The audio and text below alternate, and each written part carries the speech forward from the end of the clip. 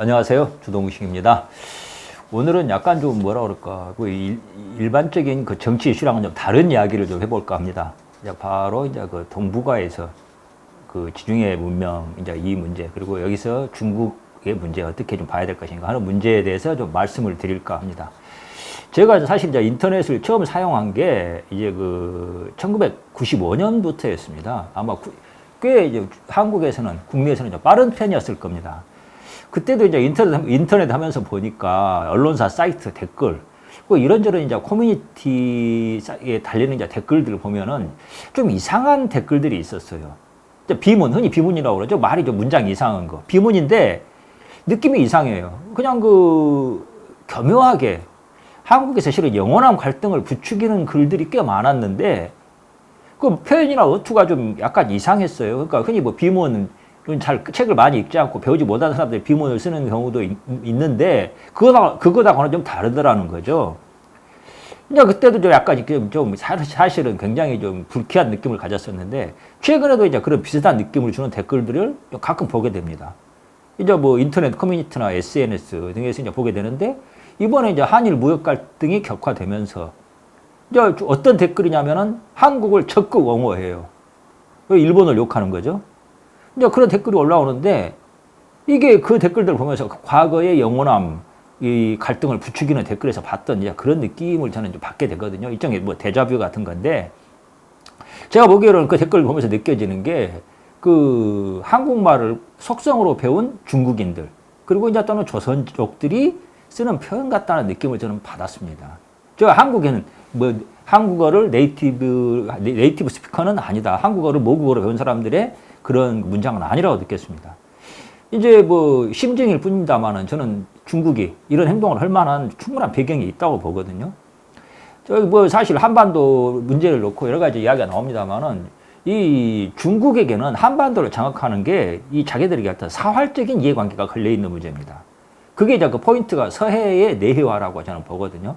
서해를 일종의 중국의 이제 내해, 바다, 이제 중국이 싹 장악하는 그런 바다로 만들어야 한다는 거죠. 그러니까 이게 이제 그렇게 되면은 사실은 서해가 어떻게 되냐면 이제 서해를 활성화하면서 동북아의 지중해 역할을 지금 하게 만들 수 있다는 거죠. 사실은 지중해라는 것은 인류 역사에 있어서 굉장히 어마어마한 역할을 한 이제 지중해 문명입니다. 그런데 이렇게 이제 그 서해의 변화를 지중해로 만들 경우에 이렇게 중국이 가지게 되는 경제적, 경제적, 정치적, 사회문화적 이점은 굉장히 크거든요. 미중 수교 이후에, 그러니까 70년대 미중 수교 이후에 중국의 주요 경제 및 산업 인프라는 거의 중국의 동해안, 그러니까 지금 우리 서해 바다에 다 있는 지역이죠. 옮겨갔습니다. 그 이전에는 사실은 어디가 중국의 산업 어떤 중심지였냐면은 동북 삼성, 만주 쪽이었어요. 모택동이 국공내전에서 결정적인 승기를 잡은 것도 사실은 만주 지방을 장악했던 것이 이제 그 계기였던 거거든요. 그런데 이제서 중국의 경제 개발을 위해서는 이 베이징에서부터 상하이까지. 근데 이제 이 지역은, 그러니까 산업 중심지는 동북 삼성이 만주 지역인데 사실 이제 인구나 집중도나 이런 거 보면은 가장 중요한 중국의 전통적으로, 역사적으로 중요한 지역이 이 북경에서부터 그 다음에 상해 이쪽에까지 이르는 어떤 이제 해안 지역이거든요. 인구도 가장 많고. 사실 중국이 이제 한 단계 뛰어넘는 선진국으로 나아가기 위해서는 이 지역을 개발하는 게 필수적이었습니다. 근데 이제 사실 미국이 이걸 중국이 개발을 못했거든요. 근데 이제 미중 수교 하면서 이게 어떤 의미를 가졌냐. 중국이 동해안, 자기네들의 동해안이죠. 여기를 개발해도 미국이 그 지역의 안전을 위협하지 않겠다는 일종의 보증수표가 만들어진 겁니다. 이게 미중 수교라는 게. 이제 그것이 안심하고 이 중국이 이제 해안 지방을 개발하게 들어갔다는 이제 이야기가 있거든요. 구체적으로 미중 합의가 어떤 내용이었는가 하는까지는 이제 잘 알 수가 없습니다. 하지만 이 사드 배치에 대해서 한반도에 사드 배치했는데 중국이 아주 어마어마하게 예민한 반응을 보였잖아요. 그것도 실은 과거 미중 합의에 대한 이 어떤 그거 위반 아니냐 하는 이제 어떤 중국의 분노가 깔려 있다 이렇게 해석하는 사람도 있습니다. 이제 중국으로서는 서해를 이제 미국이나 일본 쪽에 내줄 경우에 어마어마한 위협을 느낄 수밖에 없습니다. 사실은 북경하고 한반도는 굉장히 가까운 거리거든요. 거기에다가 이 서해를 이제 중국하고 아니 미국과 일본의 손이 들어가게 될 경우에는 말 그대로 이 턱 밑에 어떤 칼이 좀 다가오는 거예요. 그래서 한반도 장악에 중국의 사활적 이해 관계가 걸려 있다고 봐야 되는 거고, 중국으로서는 그걸 좀 거기에 가장 걸리적거리고 신경이 쓰이는 게 지금 대한민국의 존재라고 볼 수가 있는 거죠. 이제 사실 미국이 2000년대 이후에 그런 이야기를 자주 합니다. 이 한국의 뭐 경제, 뭐 정계, 그 다음에 언론계 인물들에게 장기적으로 보면 한반도는 결국 중국에 흡수되는 거 아니냐 하는 이야기도 좀 많이 했다고 저는 듣고 있습니다. 그런 이야기를 들은 분들이 꽤 됩니다. 이런 이제 메시지를 흘리는 것도 사실은 이런 이제 지정학적 조건에 대한 상황을 반영한 거고, 한국의 어떤 분위기를 이제 타진해보기 위한 거라는 생각을 합니다. 이제 이 문제에 관련해서 중국이 지금 좀 받아들여야 할 어떤 좀 변화가 있습니다. 이 변화에 대해서 중국은 잘 이해를 못하는 것 같아요. 그게 뭐냐면은 그 한반도에 둘러싼 이제 조건이, 지정학적인 조건이 몇천 년 동안 유지되어 온 게 뭐냐면은 동북아, 그러니까 한국, 일본, 뭐 중국, 그 다음에 만주, 몽골, 그 다음에 이제 연해주 이런 지역에 그다음에 다 포함해서 이 동북아 지역에서는 중국 단극 체제, 그러니까 중국이 단일한 이제 중심이고 나머지 나라들은 그저 그 주변이었던 이제 그런 체제가 몇천 년 동안 사실 이어져 온 거거든요. 이것은 한 번도 바뀐 적이 없습니다. 중국이 뭐 이민족한테 점령된 적도 있지만 본질적으로 지정학 조건에 있어서는 중국이 항상 중심이었고 단일 이 중심 체제였습니다. 근데 이제 사실은 이 지정학적 조건이 바뀌었습니다. 뭐냐면은 단극이 아니라 다극 체제. 여러 패권이 충돌하는 그런 병존하는 그런 시스템이 변화했다는 겁니다. 근데 중국은 이 간단한데 이 변화를 받아들이지 못하고 있습니다. 현재 중국의 뭐 1대1로를 포함해서 모든 이제 대내외적인 갈등이 실은 여기에서 연유하고 있다고 봐야 됩니다. 그러니까 객관적인 조건은 중국의 단극 체제, 중국 중심, 이건 영원히 이제 흘러간 과거 유물이 됐는데 중국의 지도부, 지식인, 언론 등 전반적인 분위기는 여전히 중국이 이 지역의 단일 패권, 중심이 돼야 되고 리더가 돼야 되고 그냥 자기네들이 다 지배를 해야 한다는 이런 그런 생각에 젖어 있는 겁니다. 전통적인 중화 사상이라고 할 수 있는 거죠.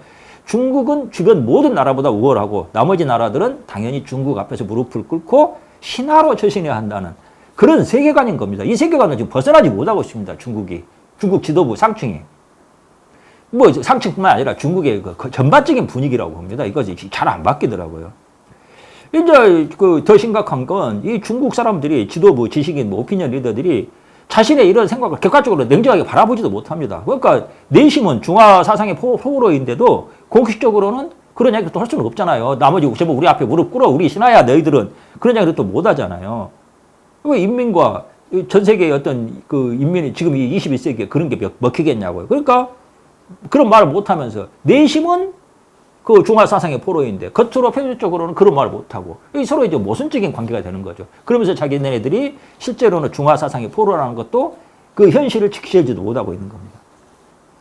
이 서해를 지중해야 하는 거, 이제 이 부분은 동북아 전체로 봐서도 거대한 이제 도약이지만은 이제 또 이게 딜레마가 있습니다. 중국은 그걸 하고 싶은데 중국이 그 작업에 나서게 되고 주도하게 되면은 뭐라 그럴까, 서해의 지중해화.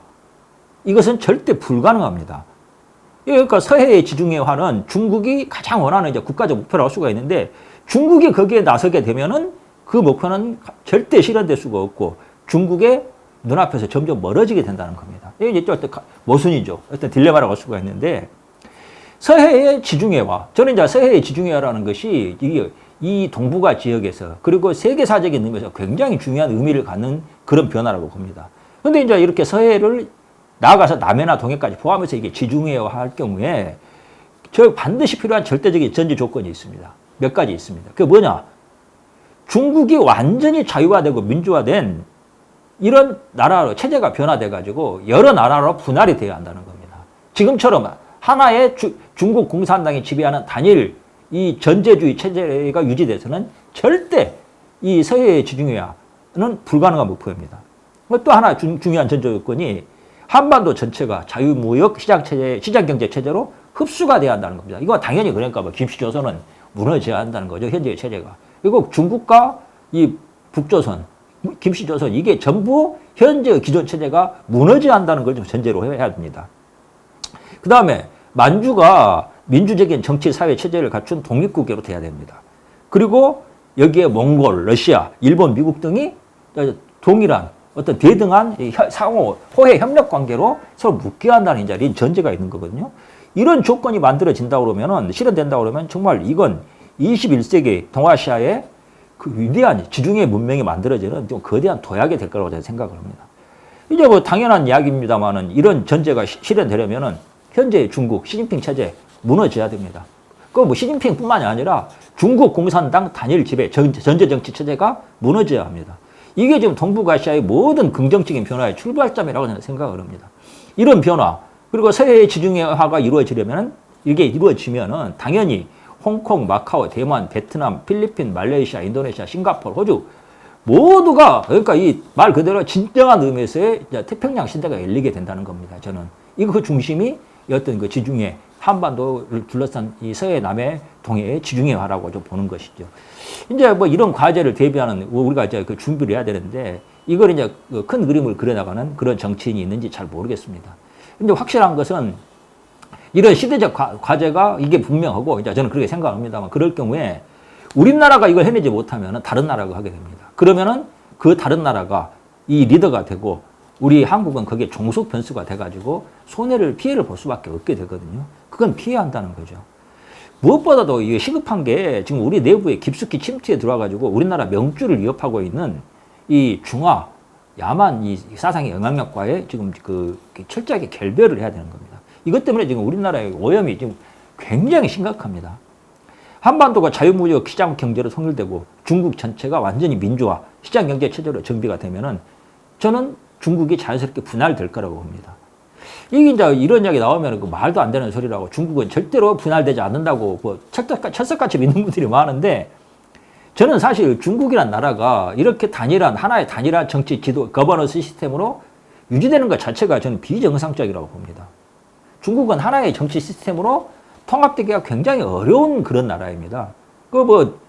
중국이란 나라의 그 어떤 그 역사를 보면은 소위 말해서 태평성대가 1세기 이상 유지된 적이 없습니다. 그런 적이 없어요. 항상 그 넓은 땅덩어리에서 난리가 벌어지고 그 소요와 농민 반란, 그친 적이 없는 나라거든요.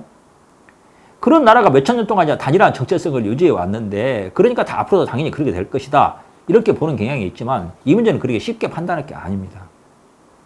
원래 저렇게 땅덩어리도 넓고 인종적으로도 다양하고 문화적, 언어적으로도 굉장히 다양하잖아요. 중국 같은 경우가.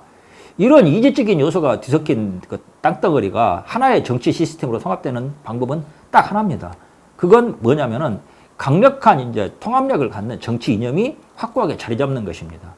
사실 미국이 그런 점에서는 가장 모범적인 사례라고 할 수가 있습니다. 인종적으로도 거기도 인종 갈등이 심각하고 그러지만 미국이라는 그 시장 경제, 자유무역, 자유경제 그 정치 시스템이 이제 통합력을 갖는 거거든요. 이제 소련의 경우는 어떤가? 공산주의 이념으로 설계해서 세운 나라지만 역사적으로는 이제 무너져 사라졌죠. 그 공산주의 체제가. 하지만은 러시아에는 아직도 그 소련 그 이념적인 색깔이, 흔적이 굉장히 강하게 남아 있습니다. 눈에 보이지 않게 이 소련 체제가 이룩한 성과가 강력한 구심력이 돼가지고 여러 연방 국가들 있잖아요. 자, 이런 데들의 이탈을 방지하고 있는 거죠. 또 이제 러시아는 중국하고 상황이 다릅니다. 조건이. 그러니까 거대한 대륙인데 본질적으로 단극 체제입니다. 이 러시아를 둘러싼 주변 세력 가운데 러시아하고 맞짱을 뜰 만한 강력한 위협을 그 세력이 없습니다.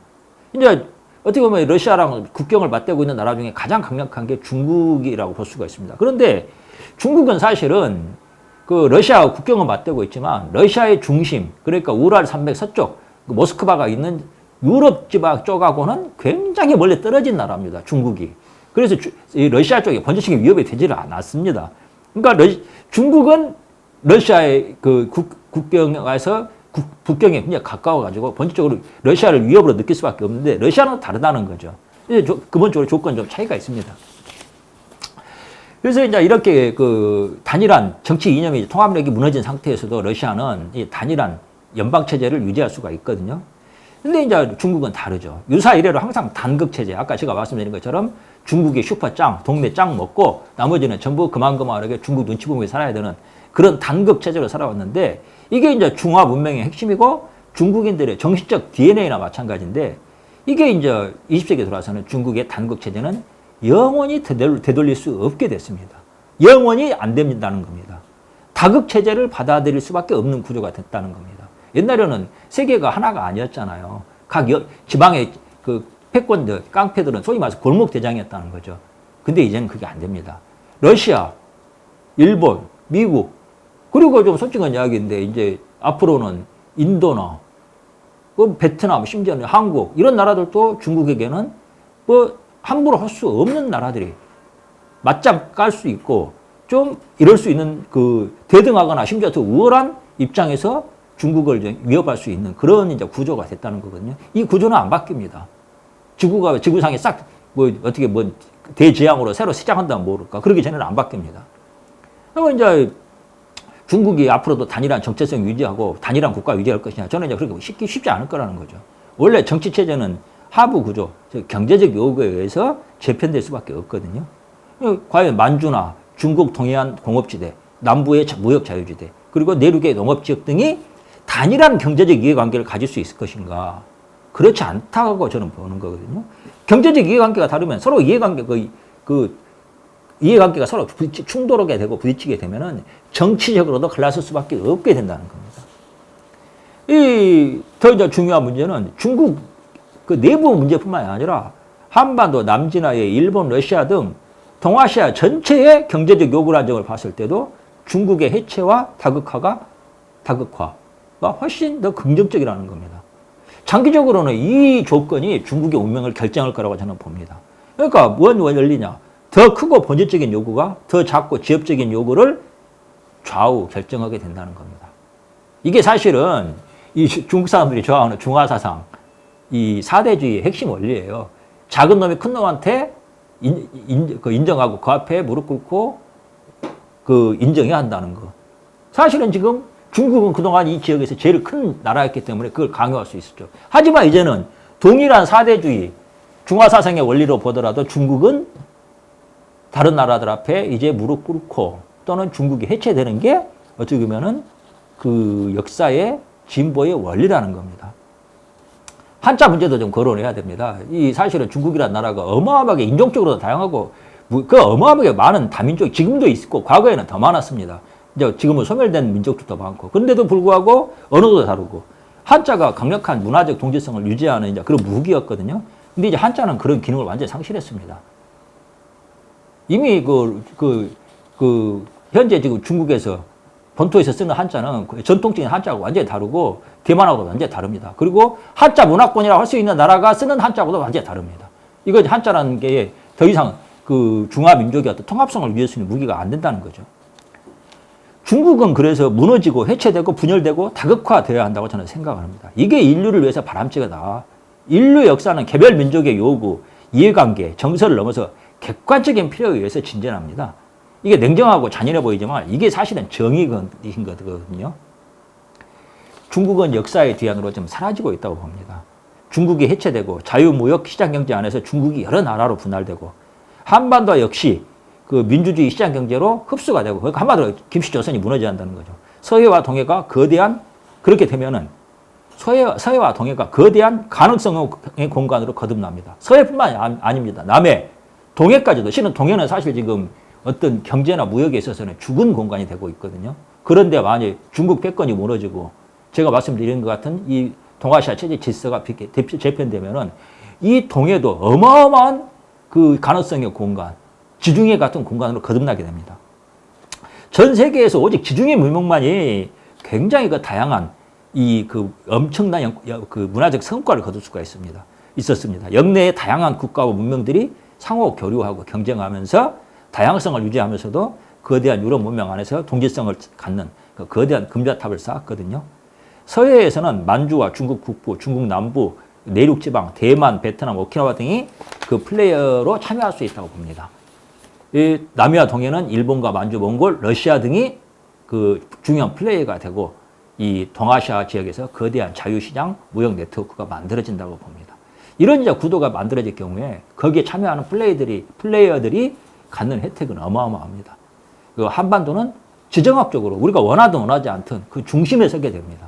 한반도의 미래를 위해서도 이 작업은 반드시 이루어져야 되는 거고, 그래서 한민족과 중국은 사실은 좀 극단적으로 봐서 불구대천입니다. 하나의 하늘을 이고 살 수 없는 존재라는 거죠. 그리고 당연히 김씨조선 백두대제 일과는 철저한 척결을 해야 된다.